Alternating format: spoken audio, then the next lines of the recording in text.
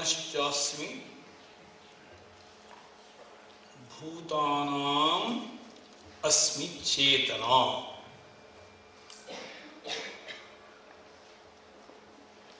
This very statement we take up today for deliberation. As it is known,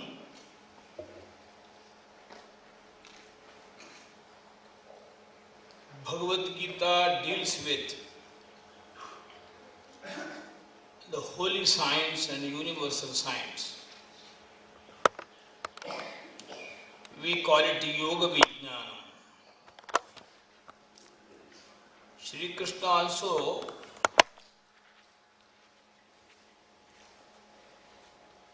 uses very important word, that is Buddhi Yoga. Buddhi Yoga Mupashritya Machittaha Satatam Bhava. This Buddhi Yoga word repeated thrice in the whole text. So, though there are many yogas,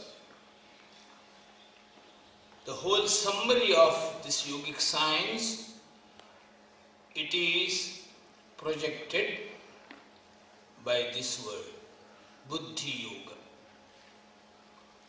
So, if at all someone asks some question pinpointedly, eliciting some concrete answer from your end, you can say that Bhagavad Gita, it is for yogic science, Yoga Vijnana. When we use this word under this, in the gamut of the whole,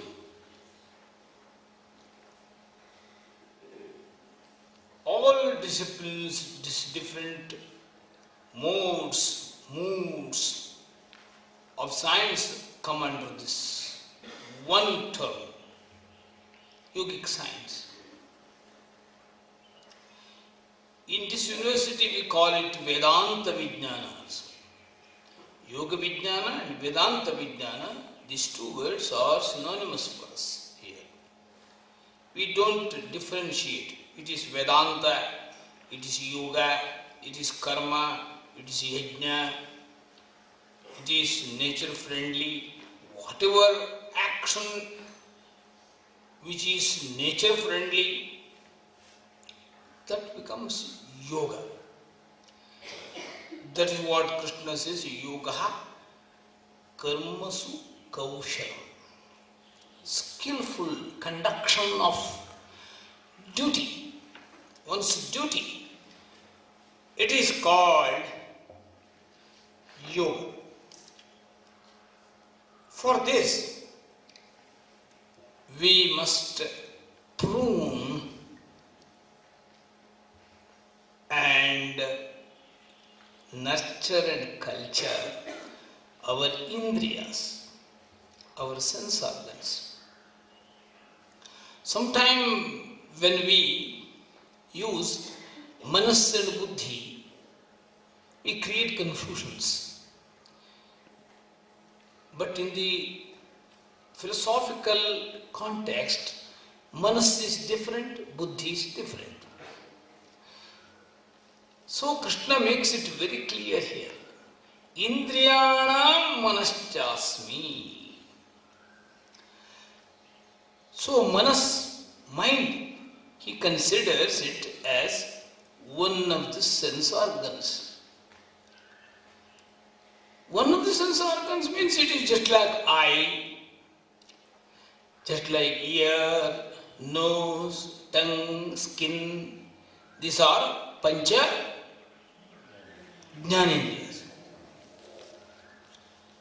So among these 5 indriyas, mana also one among them. It was made very clear by Nayayikas and other philosophers. Yes, Manas also, it is one of the sense organs. It is true. In a sense, it's correct. But one word it is added to this. Manas becomes Adhyaksha of Indriya, presiding agency. Though it is one of the Indriyas, but this particular Manas, it is a presiding officer of all sense organs. That is why Manas, it has its own special role to play. It's not just like mere sense, other sense organs like ear, eye, skin, nose, tongue, leg, hand. These are the karmendriyas. So, it is a presiding officer of the whole sensory function that we have to understand here. That is why Krishna says, I am Manas. Because Krishna is the presiding officer of the whole cosmos. At individual level, Mana also plays the same role of presiding officer. If Manas is not there, eye cannot work, skin cannot work, your ear cannot hear, your tongue cannot taste, your nose cannot smell. So, this is very, very important. So, Nayayikas, epistemologist, one of the school of philosophies in the Indian tradition, they say, Yuga Pajnana Utpattihi Manaso Lingam. This is one of the sutra, aphorism composed by Gautama, the master of epistemology, Nyaya Shastra. He says, Yuga Pajnana Utpattihi. When any sense organ, if it is connected to mind, then only it does its work.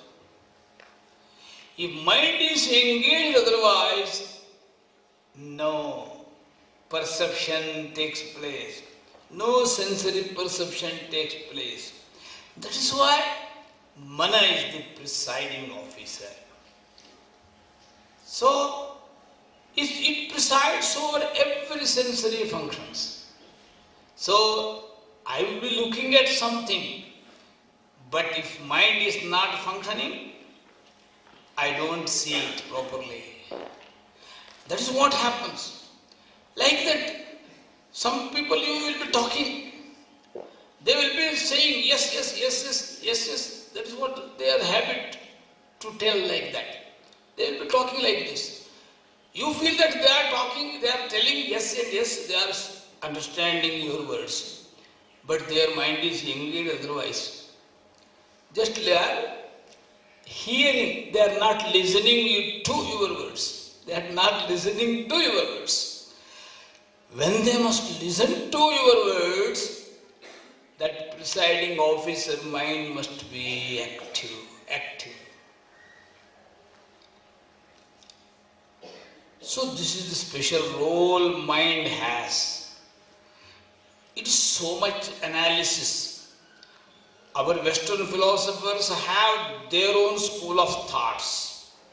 While analyzing the functions, structures of the mind, that is how psychology, a discipline, a separate discipline, separate subject domain emerged after that great psychologist of Western origin, so-called great psychologist of Western origin, started analyzing the mind, one branch of science started emerging. But the recent trend is different. Formerly, they were just examining sick minds. They were just absorbing the behavior of psychologically abnormal people. When mind is normal, that also will be reflected in your behavior. What you see, what you listen, what you taste, what you touch, where you go, what you talk, depending upon all these sensory perceptions and functions,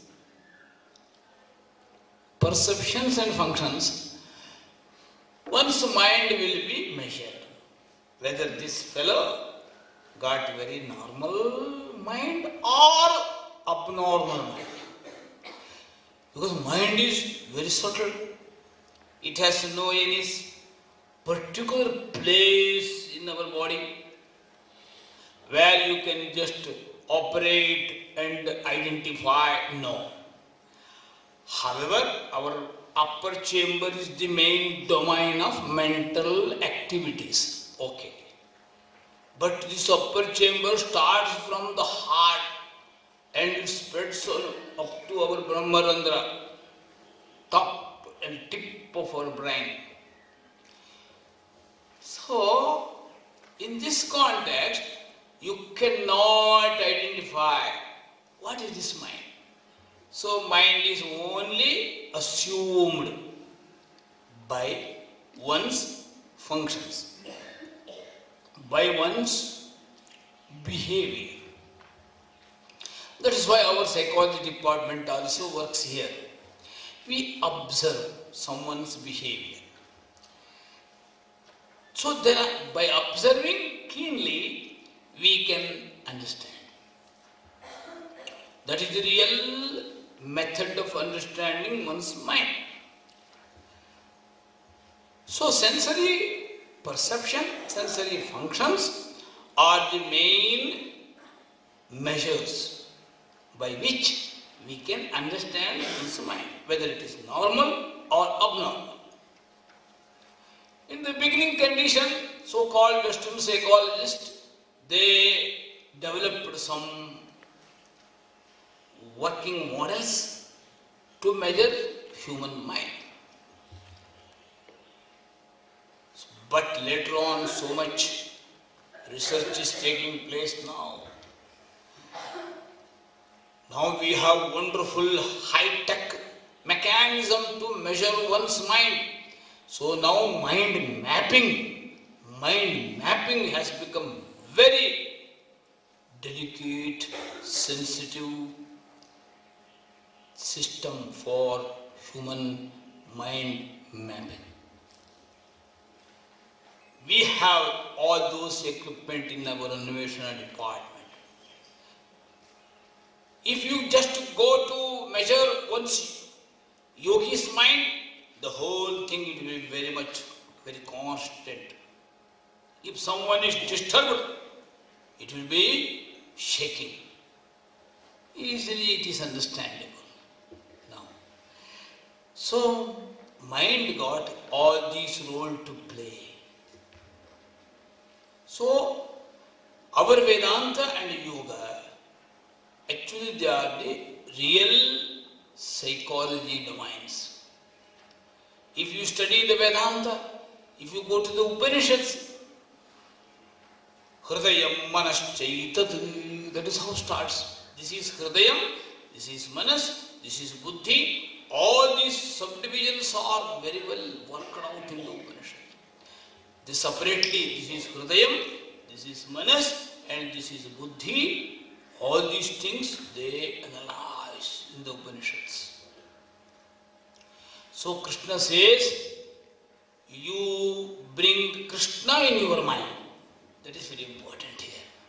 After having known this much background from the Western origin of psychology, one important thing we yoga practitioner must mind that our mind must be dominated by Bhagavan. Krishna must be inbuilt in our personality. That means Krishna must be in our mind. If Krishna is there, there will be no place for dilemma.